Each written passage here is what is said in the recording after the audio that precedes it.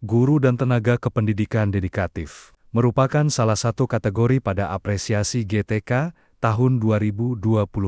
GTK adalah guru dan tenaga kependidikan yang mencurahkan pikiran, tenaga, waktu, dan selalu mengabdikan dirinya dalam rangka mengimplementasikan kurikulum merdeka demi terwujudnya transformasi pendidikan di Indonesia, selalu siap sedia untuk menghadapi tantangan dan tangguh, menghadapi kesulitan yang ada dalam dunia pendidikan yang berorientasi pada peserta didik dengan segala keunikannya. Guru dan tenaga kependidikan memiliki posisi yang sangat strategis dalam mencerdaskan kehidupan bangsa. Assalamualaikum warahmatullahi wabarakatuh.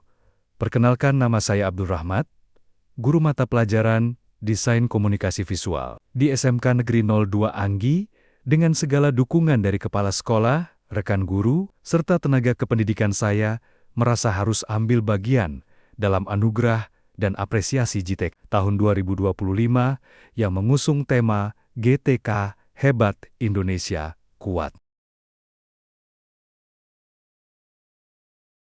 SMK Negeri 02 Anggi beralamat di Jalan Dr. Andus Domingus Mandacan, Desa atau Kampung Hungku, Distrik Anggi, Kabupaten Pegunungan Arfak, Provinsi Papua Barat.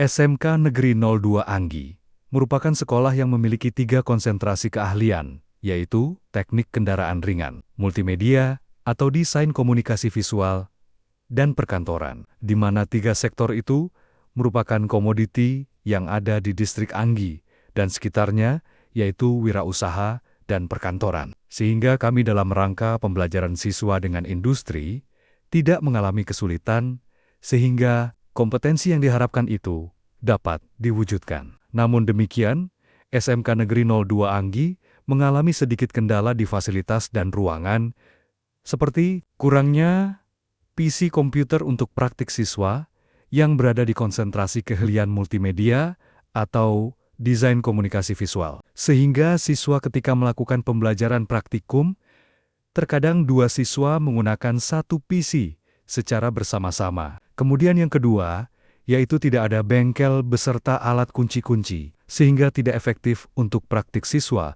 yang berada di konsentrasi keahlian teknik kendaraan ringan. Maka dari itu kami perlu mencari alternatif pemecahan masalah. Yang perlu kita lakukan untuk mengatasi keterbatasan ruangan dan alat yang dimiliki sekolah dalam rangka untuk praktik siswa. Mengabdi sebagai seorang pendidik di daerah terpencil adalah panggilan mulia yang penuh tantangan. Sebagai seorang guru yang setiap hari harus mengajar demi mencerdaskan anak-anak Pegunungan Arfak, saya mengalami bagaimana beratnya menjalani tugas ini. Sekolah tempat saya mengajar terletak di sebuah kampung yang bernama Hungku. Kampung Hungku ini berada di bagian pedalaman pegunungan dari kota Manokwari, tepatnya di Distrik Anggi, Kabupaten Pegunungan Arfak, Provinsi Papua Barat, dengan akses jalan yang sangat tidak mudah dijangkau. Kondisi geografis juga sering menghalangi siswi-siswa saya untuk datang ke sekolah. Tidak jarang sekolah menjadi sepi ketika hujan di pagi malam hari, ataupun pagi hari cuaca yang sangat dingin mencapai 10 derajat Celcius. Sering membuat siswa tidak berangkat ke sekolah. Terkadang, selama beberapa hari setelah hujan, siswa absen dengan alasan baju mereka basah, sepatu mereka belum kering, dan tidak mampu keluar rumah karena dingin. Hal ini semakin memperjelas betapa sulitnya pendidikan di daerah terpencil. Namun di daerah lain, hal ini dianggap biasa. Hal ini semakin memperjelas betapa sulitnya pendidikan di daerah terpencil. Namun di daerah lain, hal ini dianggap biasa. Selain itu, banyak siswa yang harus membantu orang tua mereka dalam bekerja, terutama pada musim panen tiba. Beberapa siswa sering tidak masuk sekolah dengan alasan harus membantu orang tua di kebun memetik sayur, sehingga jadwal belajar mereka terganggu. Satu lagi kendala yang sering muncul adalah masalah transportasi. Siswa seringkali beralasan tidak dapat hadir di sekolah karena tidak ada kendaraan untuk mengantar mereka. Jikapun ada kendaraan, biasanya itu dipakai oleh orang tua mereka untuk ke kebun, sehingga siswa harus berjalan kaki, menempuh jarak yang jauh.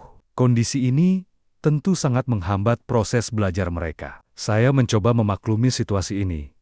Namun, di sisi lain, Saya berusaha mencari solusi agar anak-anak tersebut tidak terus-menerus alpa dan tetap semangat untuk belajar, meski dengan segala keterbatasan. Tidak hanya medan yang sulit, tetapi letak geografis tempat saya mengajar ini, dengan keadaan cuaca yang sangat dingin, serta tidak adanya aliran air bersih untuk saya dan keluarga kecilku gunakan memasak, sehingga saya harus setiap hari mengambil air bersih menggunakan galon di sumur dekat kantor DPR. Saya harus selalu menjaga stamina agar tetap bisa mengajar dengan baik. Saya selalu berusaha menjaga pola makan dan kebugaran tubuh, karena saya sadar bahwa pekerjaan ini menuntut energi yang besar. Setiap hari sepulang mengajar, tubuh saya sering mengalami letih dan kaku. Namun saya harus pergi mengambil air bersih di sumur untuk digunakan memasak. Setelah itu istirahat yang cukup. Secara emosional, perjalanan ini juga menguji ketahanan diri, jauh dari keluarga dan terisolasi dari fasilitas yang ada di kota. Namun interaksi dengan siswa-siswa dan masyarakat setempat selalu menjadi penyemangat bagi saya.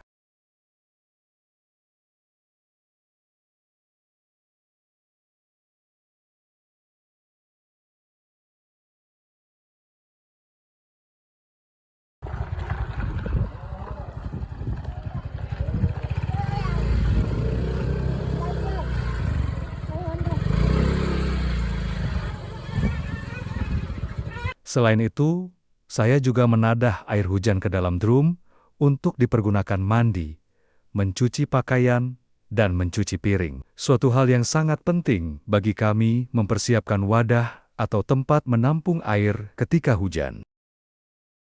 Untuk mengatasi tantangan yang ada, saya melakukan berbagai langkah agar tetap bisa menjalankan tugas saya sebagai guru dengan baik. Saya mulai dengan menyiapkan diri dan segala keperluan sehari-hari. Di sekolah, saya selalu berusaha memberikan yang terbaik buat siswa-siswa. Saya tetap berkomitmen untuk mengajar dengan semangat penuh, menggunakan metode pengajaran yang bervariasi dan interaktif agar siswa tetap tertarik dan termotivasi belajar, meskipun fasilitas yang tersedia di sekolah sangat terbatas.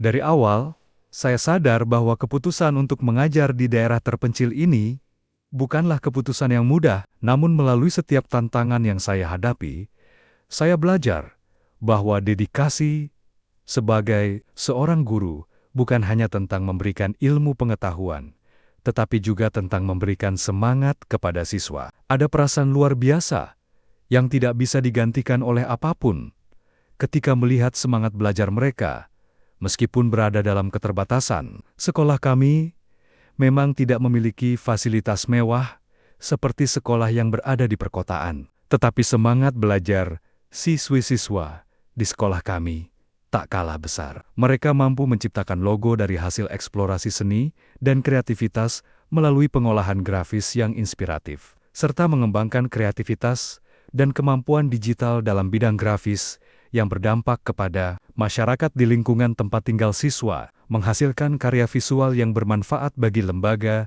kegiatan, atau usaha lokal. Sekian dari saya, semoga menginspirasi. Wabillahi taufik wal hidayah. Assalamualaikum warahmatullahi wabarakatuh.